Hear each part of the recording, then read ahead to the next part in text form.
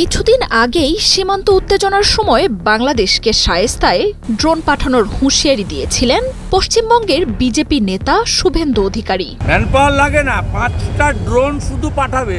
তবে বিশ্বের এই অন্যতম সমরাস্ত্র শক্তিতে ভারতের অবস্থান কোথায়? কত ড্রোনই বা রয়েছে দেশটির ভাণ্ডারে? কিছুদিন আগে পরীক্ষার সময় আদানি ডিফেন্সের তৈরি করা ড্রোন সঙ্গে সঙ্গে ভেঙে পড়ার ঘটনাও ঘটেছে। তবে সামরিক শক্তিতে এগিয়ে থাকা দাবি করা ভারতের কাছে অত্যাধুনিক এই অস্ত্রের ক্ষমতা একেবারেই সীমিত।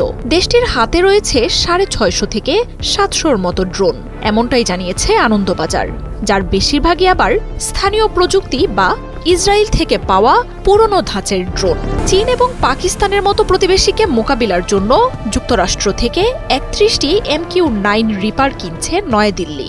এর বাইরে এখন তেমন কোনো উল্লেখযোগ্য নাম নেই দেশটির ড্রোন ভাণ্ডারে।